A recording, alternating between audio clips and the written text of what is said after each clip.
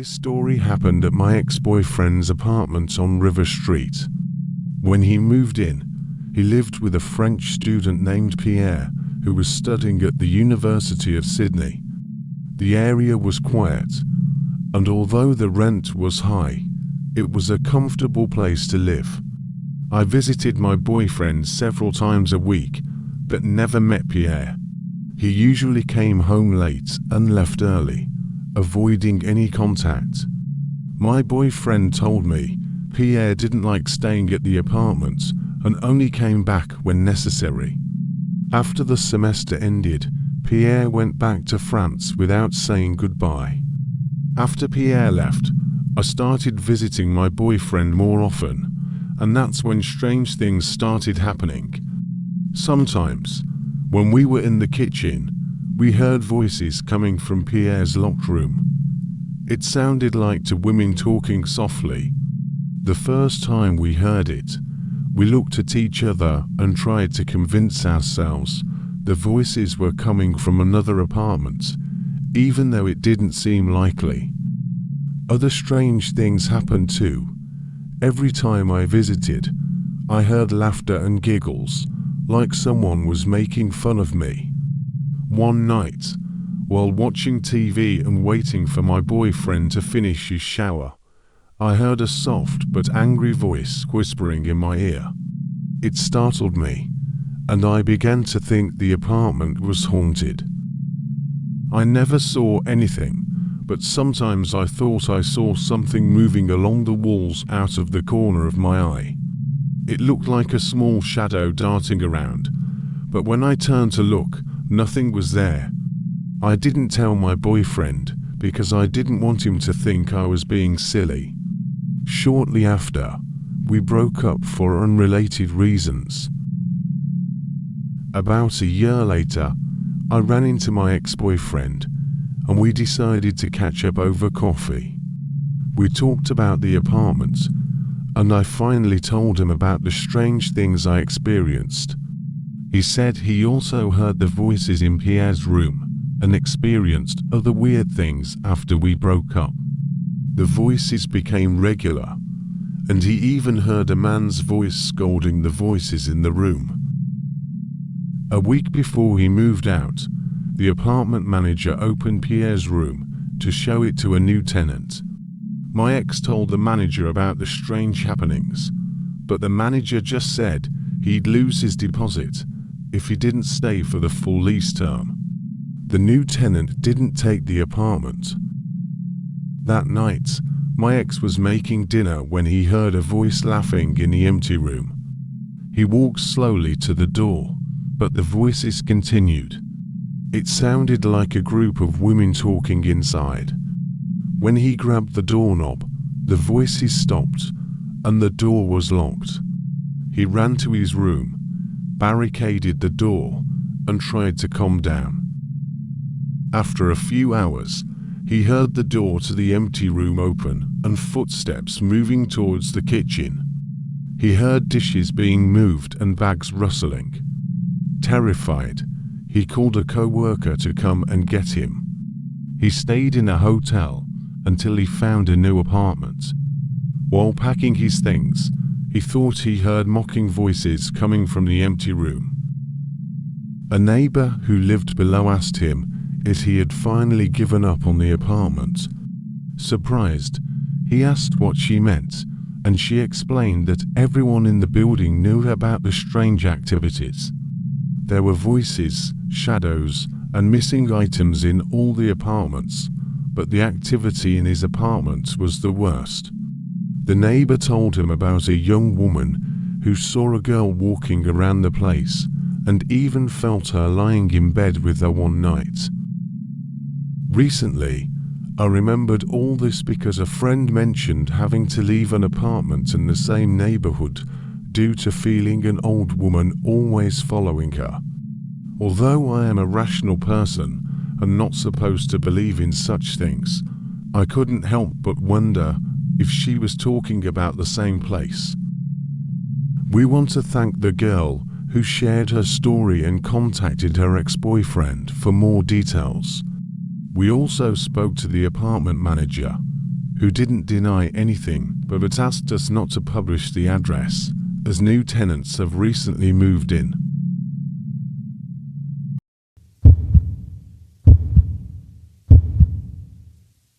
Let me tell you a story that really happened. I can't say who I am, but I work as a nurse at a mental hospital near the Mexico-United States border. I take care of many patients with different mental problems, and one woman stands out to me. She almost never talks and can't sleep, even with medicine. I only know about her from what her brothers told me when they visited. This happened a long time ago, between March and April of 1980s. Every day, the three Ramirez siblings, Jose, Marco, and Maria, aged 11, 9, and 6, would go out early with their father to work in the apple orchard. They worked for a few hours before their father left to gather firewood. While he was gone, the kids would take a break, eat something, and then play until their mother called them for dinner. They were a typical rural family of that time and always stayed together because there were no other children nearby to play with. One evening, around 6, the children were playing in the orchard, where the apple trees were tall and thick. It was getting dark, and they knew their mother would soon call them for dinner.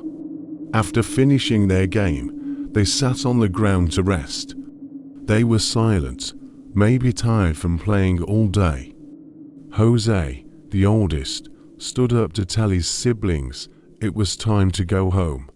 But just as he was about to speak, a noise interrupted him.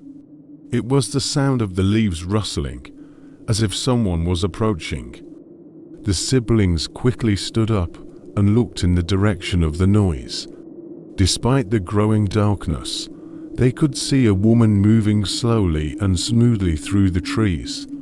Thinking it was their mother, they started running towards her, laughing and jumping.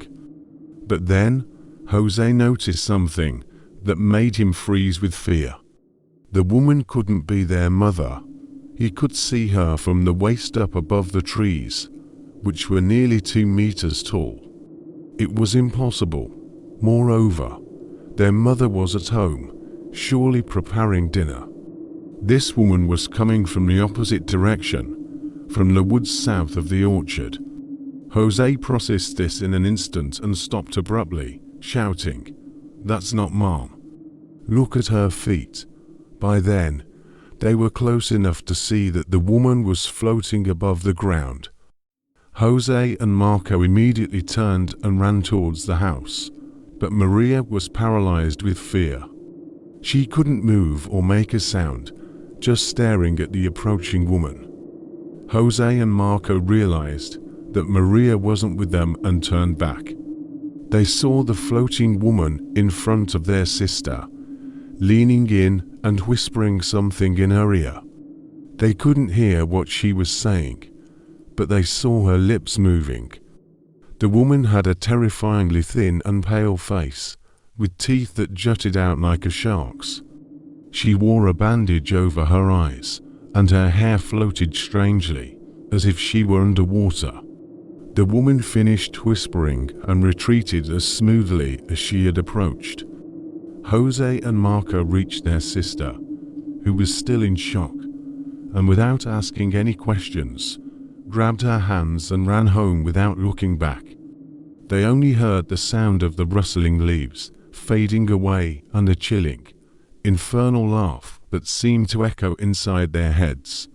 When they reached home, they looked back to see nothing. The boys started crying, but Maria remained silent and serious. In the following days, none of the children could sleep or eat properly. Maria, especially, got worse. Months passed before she spoke again. The children never returned to the orchard, despite their parents' scoldings. They never told their parents what happened, not because they didn't want to, but because even thinking about it filled them with terror. Maria's condition got worse over the years. Her parents, unable to understand her behavior, finally decided to admit her to this hospital. She didn't resist, saying she felt safer here. It's been over years since that event, yet neither Jose nor Marco has ever asked Maria what the woman whispered to her that day. They know she has never told anyone and probably never will. They aren't sure they want to know because sometimes some things are better left unknown.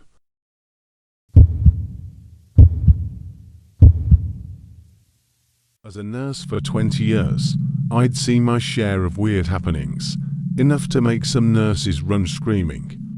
One evening, I started my shift and chatted with a friend.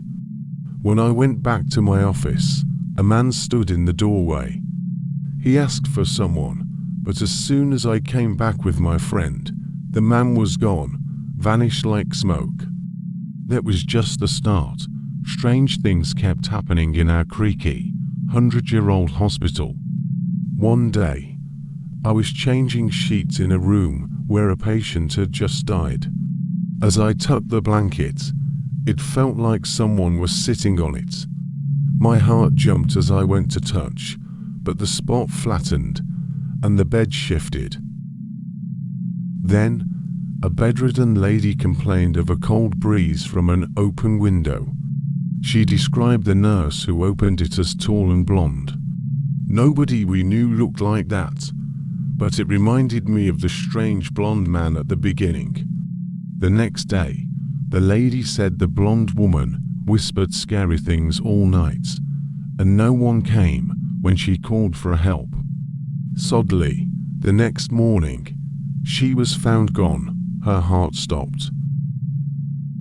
One night, I had a terrible dream about the dead lady.